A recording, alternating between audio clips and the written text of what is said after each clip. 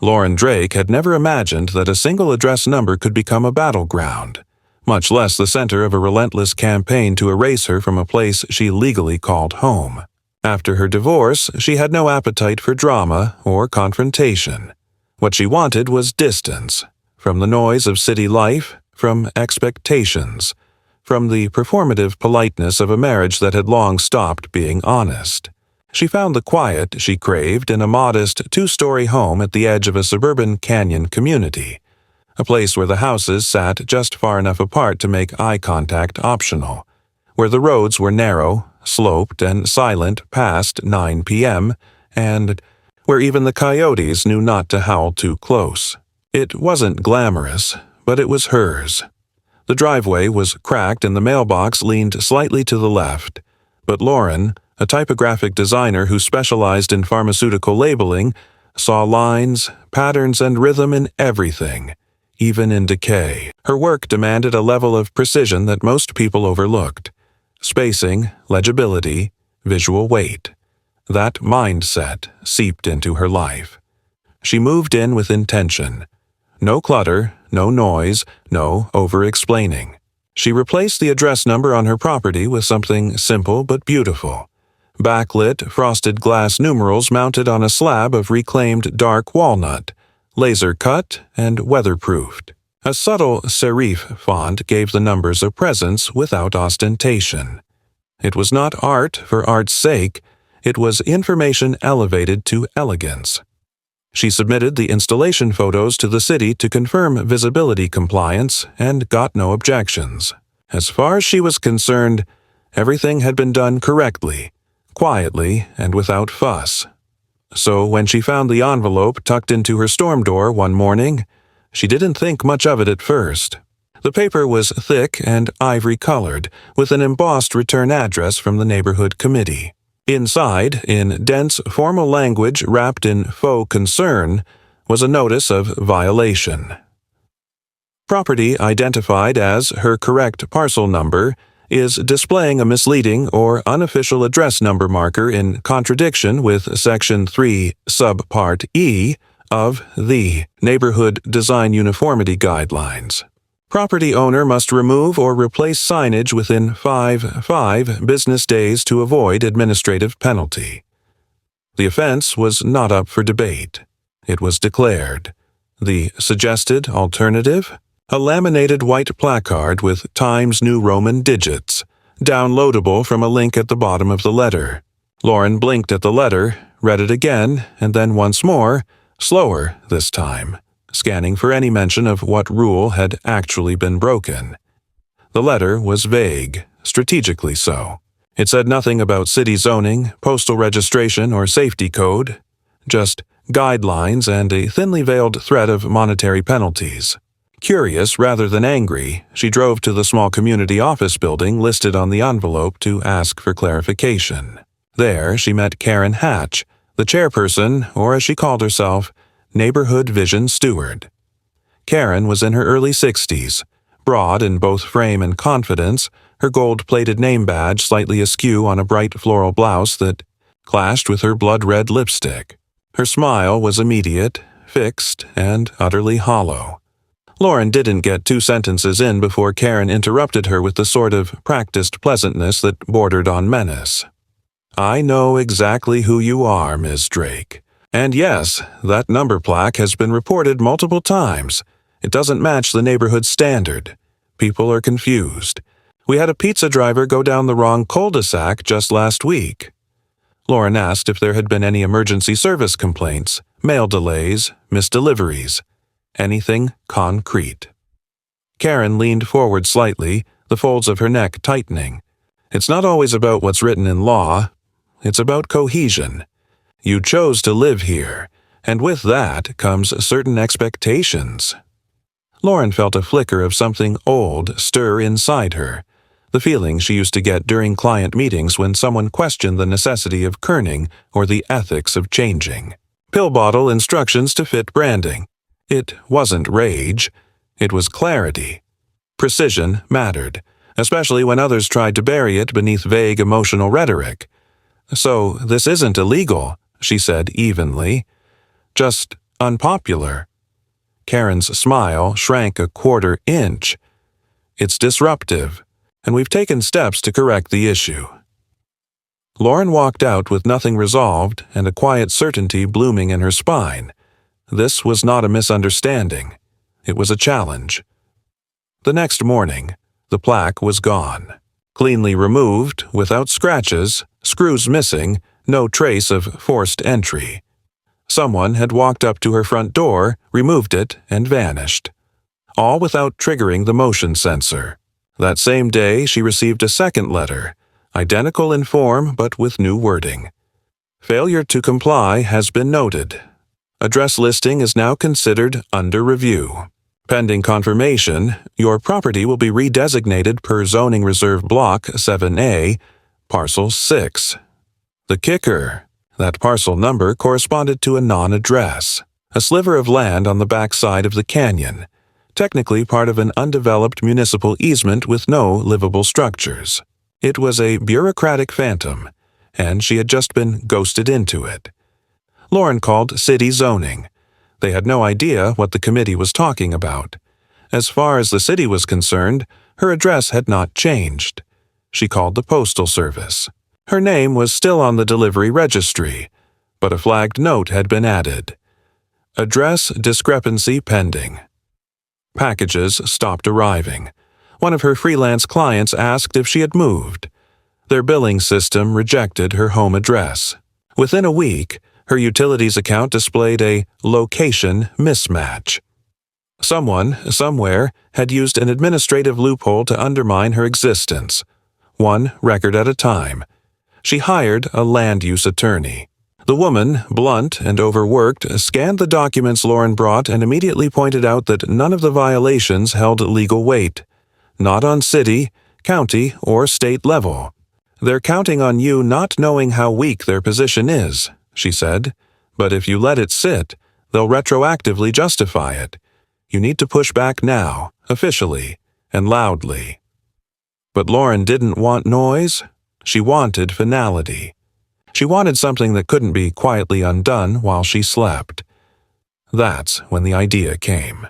She pulled out the original deed, the one that labeled her property not just as a residential parcel, but as an independent single-unit structure with private access easement.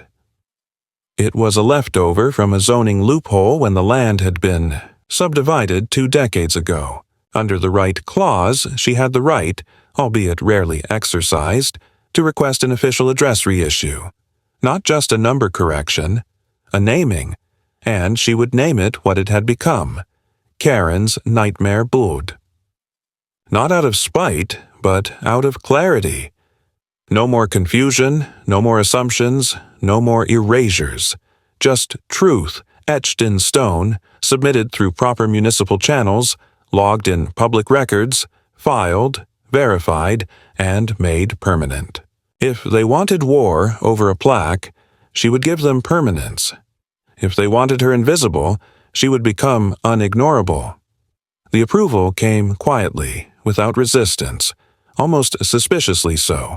Lauren had expected delays or procedural pushback, perhaps even an appeal from the committee, but instead the municipal approval office processed her application, confirmed her parcel's documentation, and authorized the address name change with formal notice and registration code. The moment she read the confirmation, a subtle weight shifted in her chest. Not relief exactly, but a sense of reclaimed ground. The name, Karen's Nightmare Blvd, now existed in the city's geospatial address database, linked to her parcel, cross-listed in public records, and fully visible on the assessor's maps. She printed out a laminated version of the official document and taped it inside her window like a declaration of sovereignty. She didn't expect visitors or applause, and certainly not support. What she expected, and what arrived, was escalation. It started with the sign. After scouring through custom signage vendors, Lauren commissioned a local stoneworker to carve the new name into a slab of polished slate, reinforced with steel backing, weighed for permanence, and designed to resist vandalism and weather alike. It wasn't decorative. It was unignorable. She didn't mount it on her door or lean it against the house. She had it installed on a blackened iron post, sunk 4 feet deep into the soil at the mouth of her private easement road, just past where the city's jurisdiction ended and her property officially began. The message was clear. The street might not run long, but it existed, and it bore a name, one that could not be rewritten or quietly erased. The next day, the garbage bins weren't picked up. Lauren wheeled them back in, checked for errors, and waited. 2 days later, a folded notice appeared, taped crookedly to her recycling lid. Ineligible pickup. Improper designation of property location. She called the sanitation office, gave her parcel ID, and listened to the woman on the line hesitate.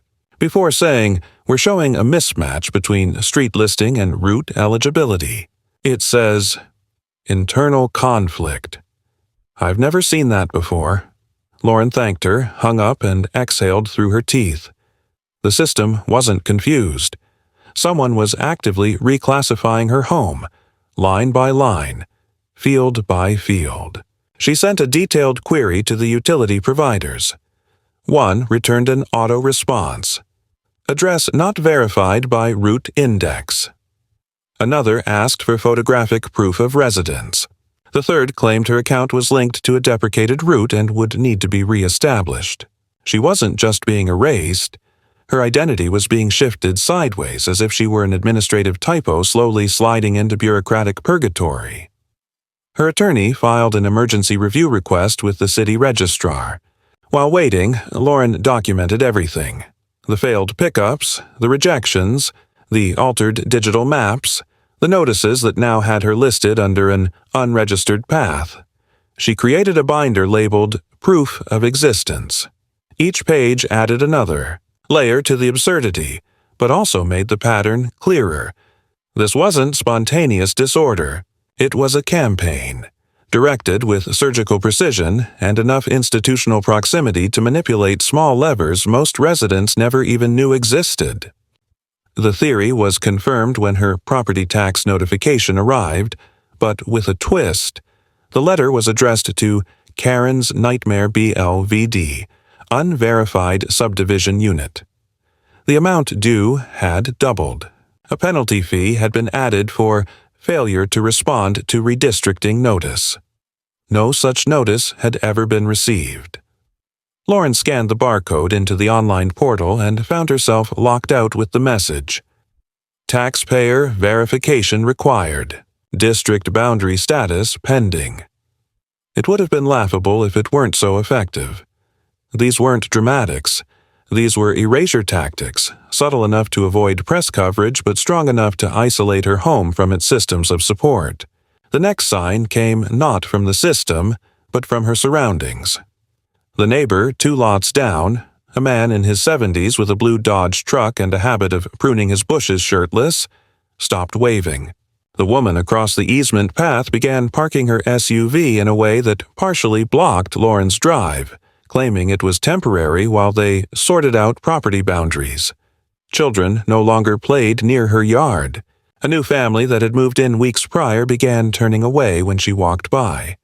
Lauren wasn't surprised. The committee didn't have to distribute formal accusations. All they needed to do was quietly suggest that her presence was under review, and the neighborhood would do the rest, absorbing the social cues like sponge-soaking oil. But the message came loudest through Karen. The woman did not appear in person. She didn't need to. She worked through memos, vague bulletins, and edited documents with her initials penciled faintly at the bottom. One such memo was delivered by mistake to Lauren's mailbox. Perhaps a courier's error, perhaps intentional. Inside was a summary of a private neighborhood appearance advisory session, chaired by Karen herself, with bullet points including address anomaly, Miss D, risk to visual standard. Signage undermines community image, and most tellingly, consideration for reclassification to limited access status. Lauren photocopied the page and placed it in her binder. She didn't contact Karen. The door had long closed, but she did call her lawyer again. The woman arrived the next morning. Not with a lawsuit, but with a pressurized packet of counterfilings, citations of procedural overreach, and a blunt suggestion. You need someone from Land Records to see this with their own eyes. Now. They arranged a walkthrough with a zoning official, a man in a dusty blazer who spoke in clipped phrases and refused coffee. He reviewed the documents, asked minimal questions, took photographs, and left. 2 days later, Lauren received an official determination. Address name and associated signage confirmed legal under Municipal Code 14.3, Subclause E. Tampering, obstruction, or suppression of said identity will result in administrative penalty. It should have been the end. Instead, the next escalation was quiet, almost pathetic in its pettiness, and all the more sinister for it. Her mail began arriving torn. Not all of it, not every piece, just enough to suggest carelessness, but with enough regularity to imply intent. The edges looked shredded, folded unnaturally like someone had read and then resealed them poorly. The package she had ordered containing blank tax forms arrived water-damaged, though it hadn't rained in over a week. Her motion camera by the mailbox had been disabled, not destroyed, but turned to face the fence. One morning, she found a flyer stapled to her tree. "Ugliness has a name now," it read, with no contact, no signature, no logo. She removed it silently. She didn't cry. She didn't call the police. She placed it in the binder, marked the date, and filed it like evidence. When the committee scheduled a public meeting to review signage regulations, her name was not mentioned, but everyone understood the topic. She didn't attend. Instead, her lawyer did, armed with a statement and a copy of the city's legal notice. When the committee attempted to suggest that certain signs might pose a threat to emotional comfort, the lawyer interrupted with a single phrase that shifted the air in the room. Administrative retaliation is a punishable offense. The committee table fell silent. Karen's pen stopped moving. That night, Lauren stood at the edge of her easement road, the new sign glinting faintly under the porch light, and she understood with perfect clarity what this was. Not just retaliation, not just pettiness. It was territory. Her refusal to fold had made her a landmark, and landmarks, once acknowledged, cannot be ignored. They either stand or they are bulldozed. But she was not moving. Not now. Not ever. The turning point didn't arrive as some grand gesture or coordinated offensive, but rather as a quiet shift in momentum. The way an undertow begins with the subtle pull of sand beneath your feet before you realize the sea has taken you. Lauren had anticipated pushback after securing legal recognition for her address and the placement of the slate monument bearing its name, but what followed wasn't a direct challenge. It was something colder, more systemic, like the slow withdrawal of privileges that once seemed automatic. The garbage service resumed, but pickup times were inconsistent. Her bins often left half-emptied or moved haphazardly into her driveway as if to remind her that cooperation was now conditional. Deliveries resumed with similarly erratic behavior. Packages marked delivered would vanish or arrive with their contents disturbed, seals broken, and once a ripped envelope containing nothing but the packing slip. She began photographing each incident, time-stamping everything, but the pattern didn't break. What unsettled her most wasn't the minor theft or the disorder, but the eerie precision behind it. It wasn't clumsy vandalism or random acts. It was curated chaos, just enough to create inconvenience without leaving overt proof of sabotage. She installed 2 new motion cameras, this time with concealed housings and battery backups. One morning, she found the lens on one had been misted over with some kind of clear, greasy film. It wasn't a technical malfunction. Someone had known where the camera was, how to reach it without triggering the sensors, and how to neutralize its vision without damaging it. A level of intent that made her stomach clench. It became clear this wasn't about the sign, the address, or even her. It was about visibility. Her continued existence in a space they had expected her to cede had become a stain they were determined to bleach out.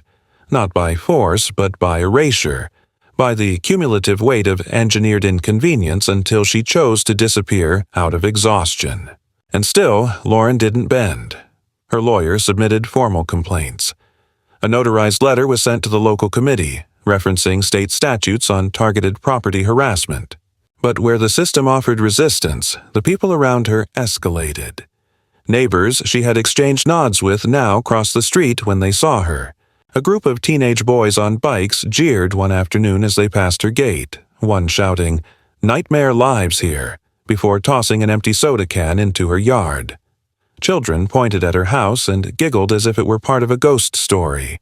Someone carved a deep scratch down the side of her mailbox.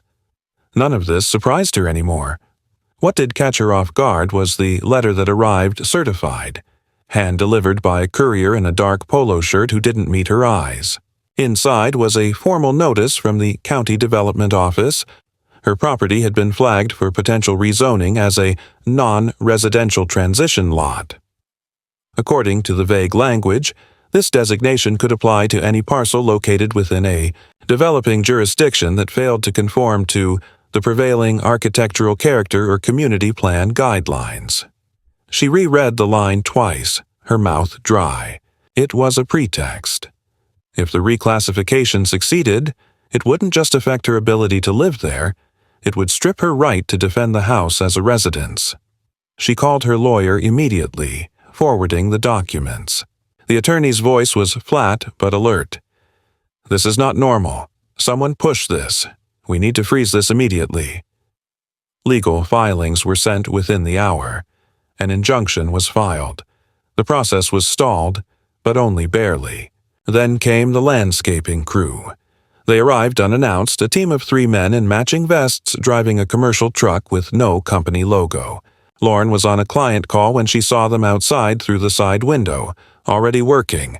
Hedges trimmed down to stumps, soil overturned, the irrigation box opened. She ran outside, demanded to know who had sent them. The foreman handed her a slip of paper, a service order that claimed to be authorized by Community Visual Standards Oversight. No phone number, no contact, just an address block with an outdated zip code. She threatened to call the police. They left without protest, but not before leaving the lawn half dug, sprinkler heads exposed, a drip line severed. It wasn't landscaping. It was surgical desecration.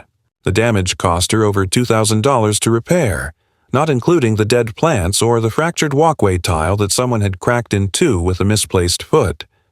Still, the police could do nothing. The report was filed, but the men were gone, their vehicle untraceable. Lauren didn't sleep well for days afterward. Every small noise at night made her sit up in bed. Her appetite thinned. Her hands, usually steady from years of pixel-perfect font manipulation, began to tremble during detailed work. She missed a deadline for the first time in 6 years. Her client sent a polite note, offering an extension. She didn't respond. She sat at the kitchen table for an hour, staring at her own reflection in the blackened screen of her laptop, wondering if she had made a mistake. Maybe they had won after all. Maybe it would be easier to sell. Easier to start again. But then she opened her binder, the one she kept labeled Proof of Existence, and flipped through the pages. The tax documents, the photos, the flyers, the letters, the notarized filings, the maps. Each page represented another line crossed, another inch stolen, another attempt to erase her. It wasn't paranoia. It was documented, layered, real, and she was still standing.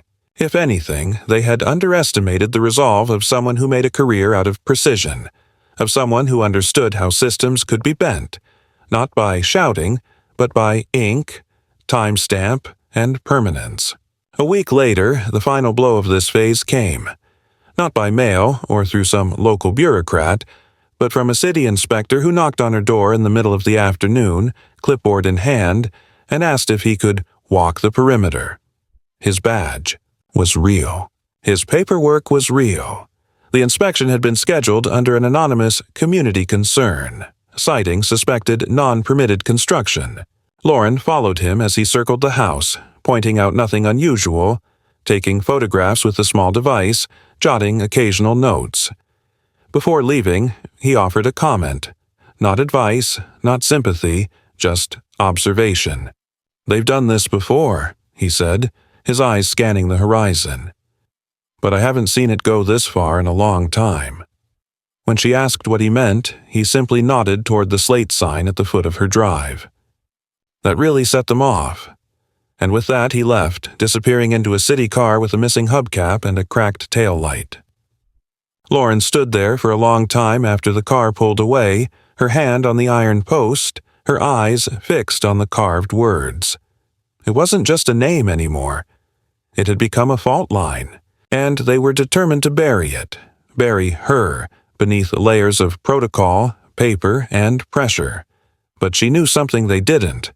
Monuments aren't made to move. They're made to outlast, and she would not be erased. Lauren didn't mark the day with any particular event, didn't light a candle or make a toast, but something in her posture, in the way her shoulders settled when she stood outside that morning, confirmed it. She had crossed into a new phase of the fight. The fear hadn't vanished, but it no longer held her throat. The confusion, the disbelief, the paranoia they had tried to cultivate in her had calcified into focus. They wanted her to make a mistake. They wanted her to lash out, to yell, to violate one of the countless ambiguous standards so they could file something actionable and escalate it through proper channels under the clean cloak of due process. But Lauren had grown patient. Every movement now was calculated, documented, and restrained, not out of fear but as a method of survival. Her lawyer, sensing the shift, adapted accordingly. Instead of purely defensive filings and rejections of bogus complaints, they began building a narrative of procedural misconduct, demonstrating a campaign, not just isolated annoyances, but a sustained pattern of harassment wrapped in administrative language. Meanwhile, Lauren quietly initiated a formal inquiry into the committee's use of funds, particularly the discretionary budget labeled Aesthetic Oversight Initiatives, a vague but well-funded line item that had ballooned over the last 2 fiscal years. Her request triggered a 30-day deadline for public accounting. Within a week, she received a politely hostile letter from the treasurer requesting a meeting to clarify your recent concerns and preserve neighborhood harmony. She didn't attend. She didn't need to. The pressure point had been touched. But something unexpected happened next. One of her neighbors, a man she only knew by sight, slipped a plain envelope through her gate one afternoon. No return address, no greeting, just a folded stack of printed emails and meeting minutes, apparently obtained through internal access. The emails were dull at first glance, full of dry logistics and procedural notes, but buried in them were telltale phrases, containing the address conflict, preserving aesthetic precedent, and one line from Karen herself. It would be in everyone's best interest if the resident voluntarily relocated, given the unique topography of her property and its growing attention. That sentence stuck with her. Growing attention. It hadn't felt like attention. It had felt like suffocation. But they had been watching reactions beyond the borders of the community. Someone had noticed, and that meant their grip was weakening.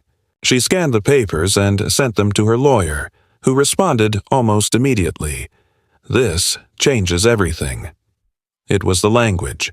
That single phrase about encouraging voluntary relocation, coupled with the systemic efforts to isolate her, veered dangerously close to civil coercion. If paired with the public records of zoning interference, service manipulation, and property tampering, it could justify a formal complaint to the Regional Ethics Board, an external body beyond the reach of Karen's domain. The next step, however, had to be careful. One misstep and it could all be recast as a misunderstanding, a matter of subjective interpretation. So they waited, watching for the committee to blink. And they did. Barely a week later, Lauren received a thick, stapled packet shoved into her mailbox, unofficial in tone but printed with a faux professional header, Resident Feedback Compilation. Inside were copied excerpts of supposed comments from neighbors, anonymous but clearly curated. Phrases like causing division, intimidating presence, destabilizing atmosphere appeared throughout. Some referenced noise complaints, despite her property being one of the quietest on the street. Others claimed the monument was an aggressive symbol and provocative to children. It wasn't an official complaint. It was a dossier of social pressure, meant to isolate, to provoke shame, to force the same conclusion Karen's emails had circled around. Remove yourself before you are removed. Lauren didn't flinch.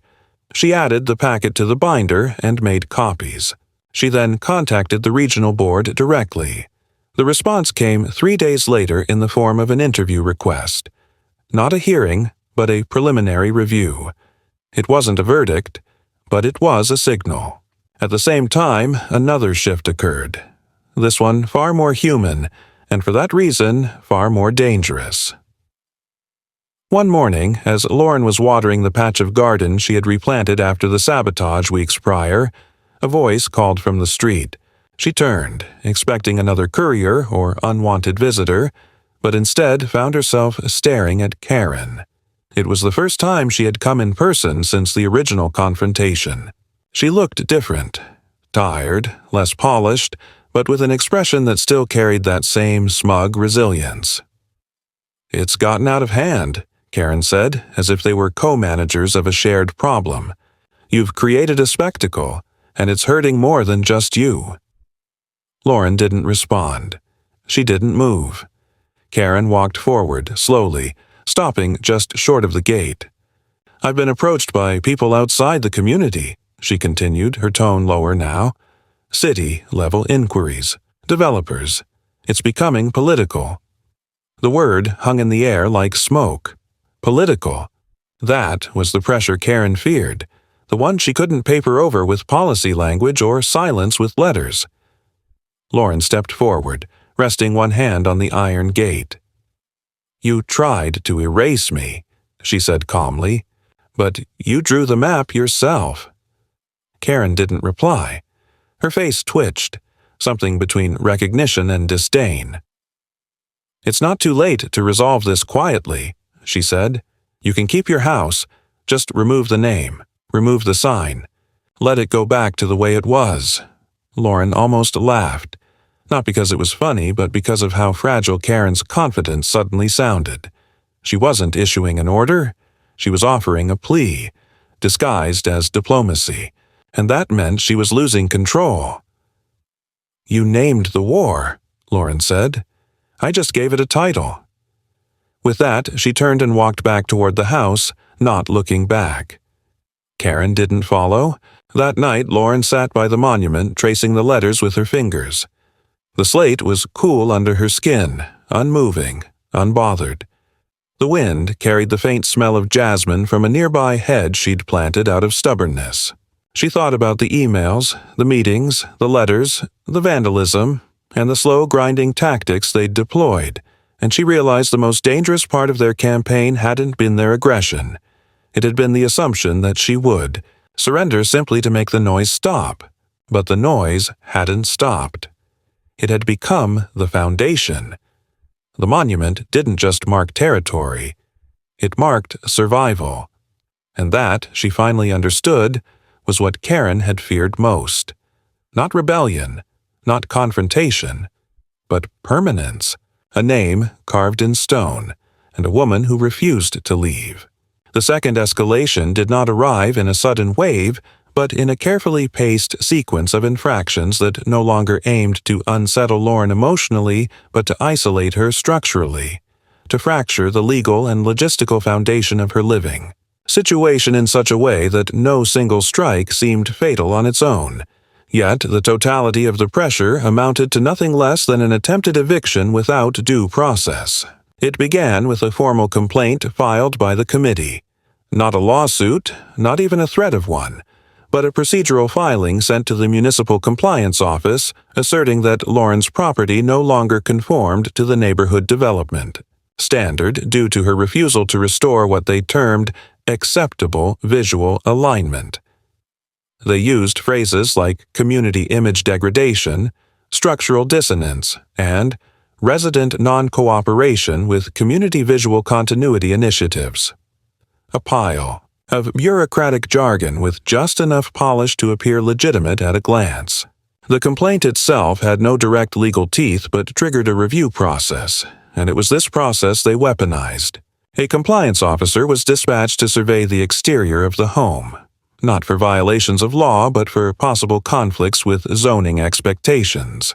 Lauren was given 72 hours' notice and responded by requesting a legal observer to accompany the visit.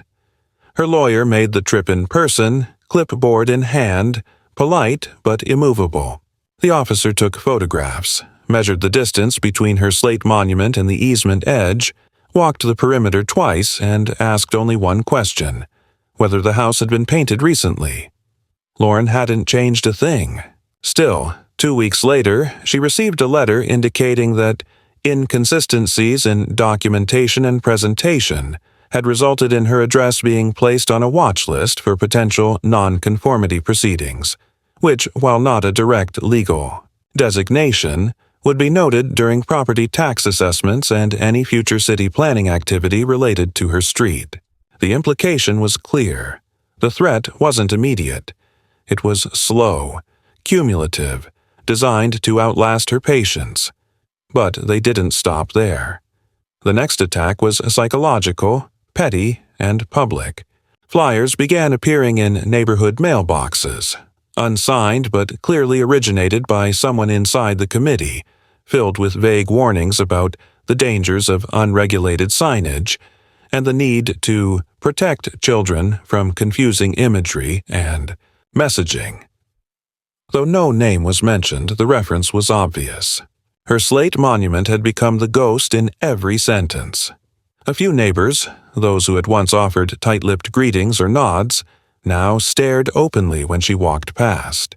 She heard whispers through hedges, caught glimpses of faces turning away too late, felt the heat of judgment not from crime or even conflict, but from the sin of refusing to conform. Then came the architectural suggestion audit, a new initiative announced at a community meeting, supposedly designed to help homeowners voluntarily enhance curb appeal. It was, in practice, a thinly veiled surveillance mechanism. Random properties were chosen for peer-based assessment, wherein anonymous reviews would be gathered and recommendations compiled for the residents' benefit. Lauren was, naturally, the first to receive her suggestion packet. It contained a list of 23 items ranging from paint color changes to window box additions to, unsurprisingly, the removal of outdoor elements which conflict with overall neighborhood harmony. The packet had a return envelope for her to acknowledge receipt and outline improvement intentions. She did not respond. The next week she found a survey crew outside her home, not private, not commercial, but contracted by the city at the request of the committee. They claimed to be mapping tree root expansion near the sidewalk, but when she asked for documentation, they admitted they had no active project number. She called the city's planning office directly. No such work order existed.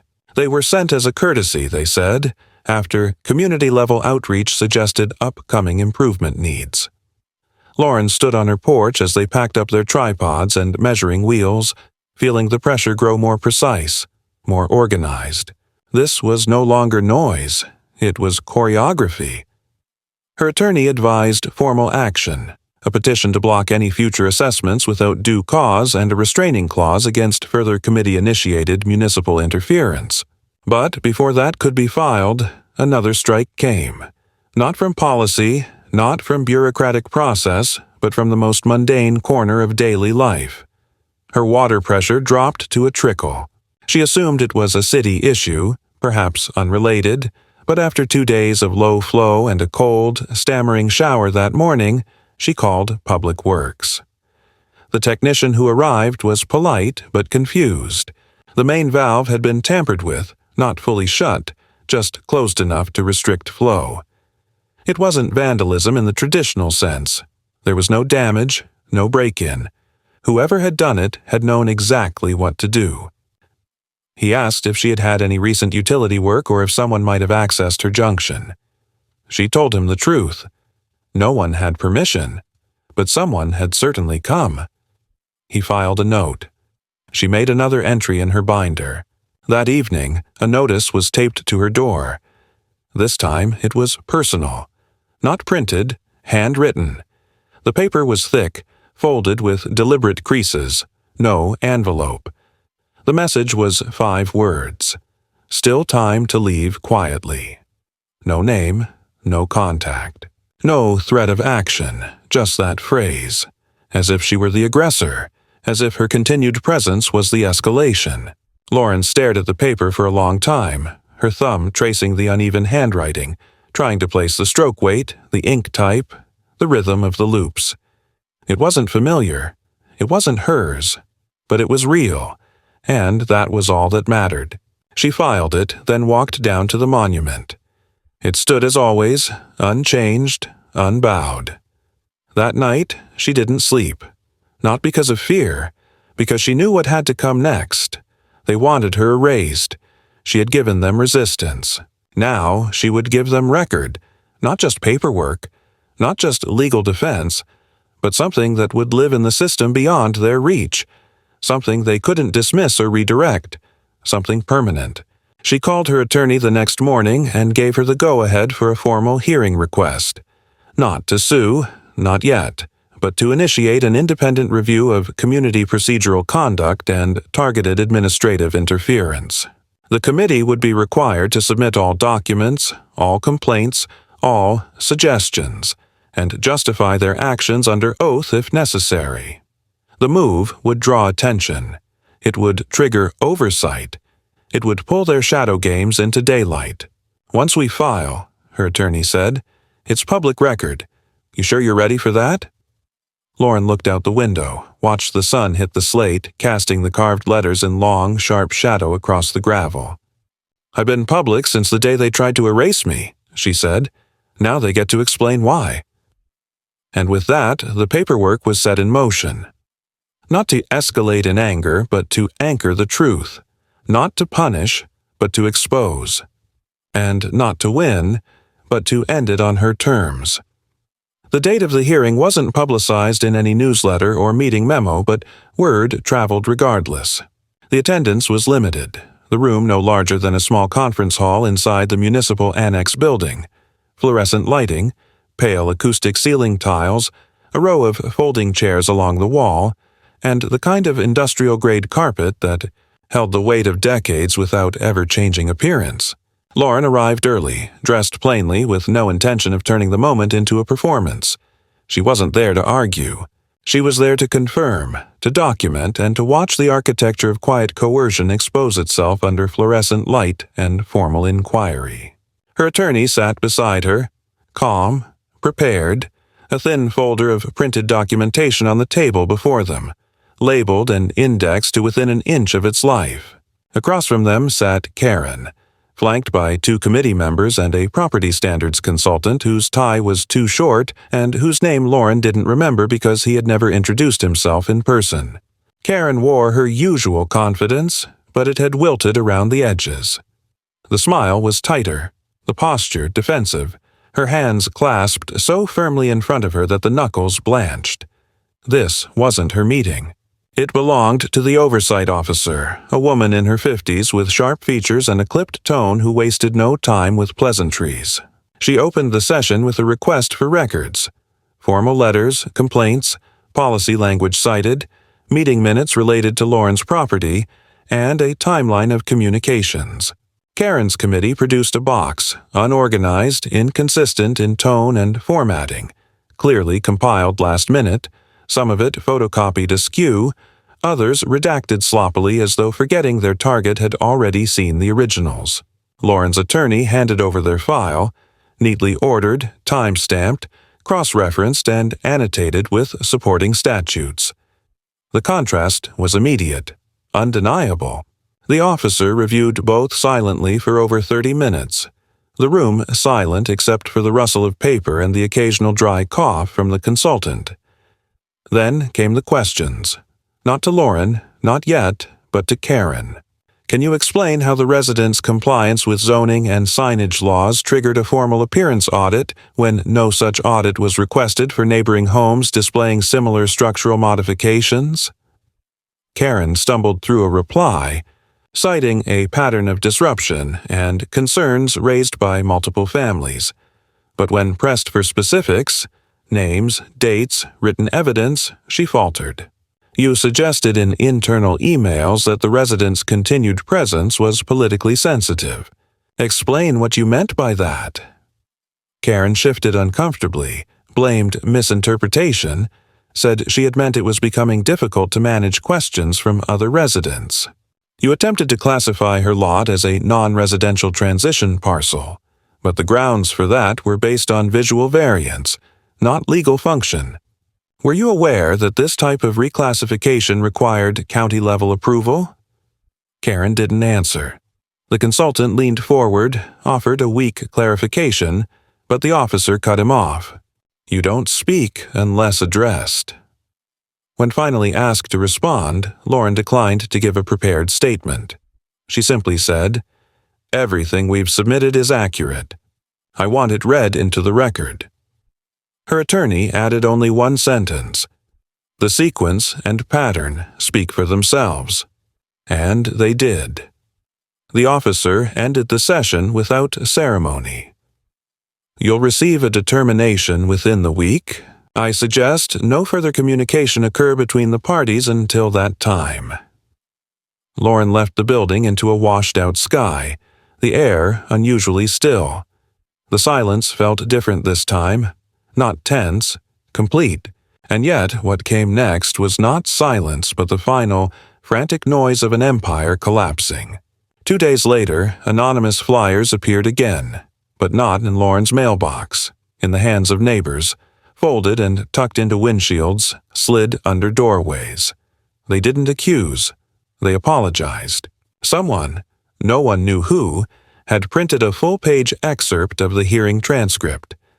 Highlighted were Karen's contradictions, her failed justifications, her quiet admissions that no law had been broken. Underneath, bold font, "We let this happen." Then the signatures began. Within 48 hours, a petition for her removal as chair was circulating, started by the same neighbor who once parked across Lauren's driveway and now left a single note in her mailbox. "I was wrong. I see it now." Karen did not step down immediately. She resisted, tried to hold one last meeting in her own defense, but fewer than 6 people attended. By the following week, the municipal board issued its ruling. The committee had operated in bad faith, abused internal influence, and engaged in a sustained campaign of indirect coercion against a legally compliant resident. They were fined, ordered to cease any and all procedural activity related to Lauren's property, and stripped of any discretionary authority until full restructuring could be completed. Karen resigned 3 days later. No ceremony, no statement. Her name removed from the website by nightfall. When Lauren saw the news, she didn't smile. She simply exhaled, long and slow, as though a weight she hadn't realized was pressing on her lungs had finally lifted. She walked outside, down the stone path, past the trimmed hedges and gravel bed, until she reached the base of the monument. The slate was dusty. She brushed it clean with one hand, fingers running across the carved name, not as defiance, not as mockery, but as truth. It wasn't about the name anymore. It hadn't been for some time. It was about what it had marked: refusal, clarity, permanence. Karen's nightmare hadn't been the monument or the name.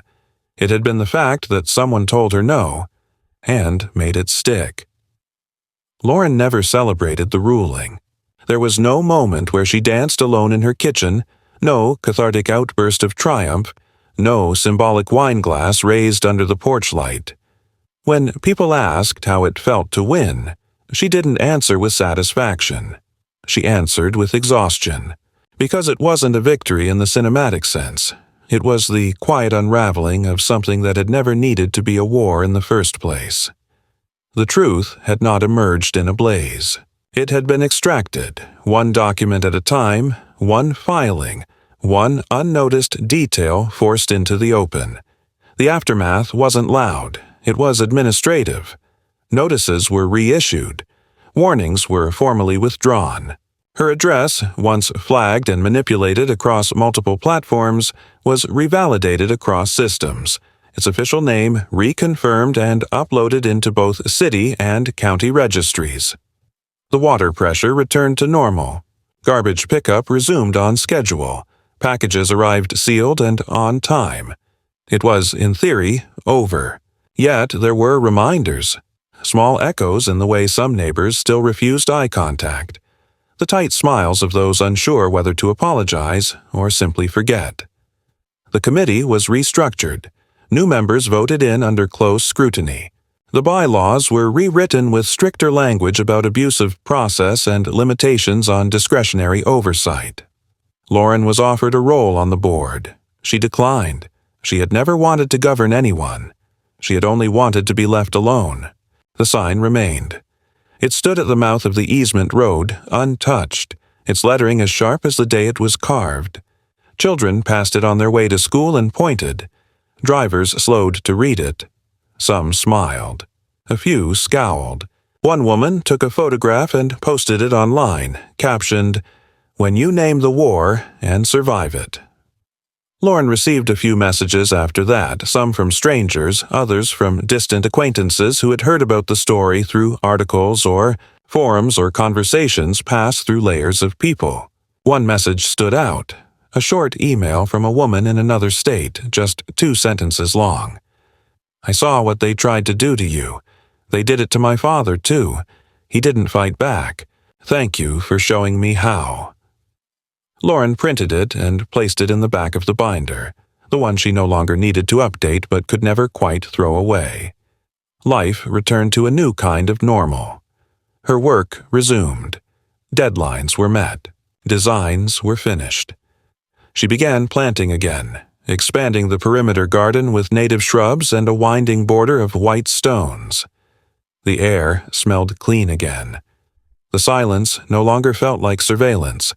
It felt earned. There was one last knock on her door. A woman, early 50s, carrying a casserole dish she admitted she hadn't made herself. A store-bought gesture. Her name was Denise. She lived 2 doors down and she had never spoken to Lauren before. "I wasn't part of what they did," she said, "but I didn't stop it either. I'm sorry." Lauren didn't absolve her. She didn't offer comfort. She accepted the dish and said only, "I know." And that was enough. In time, the narrative faded. New topics took over neighborhood conversations. A streetlight outage, a minor fence dispute, a lost dog.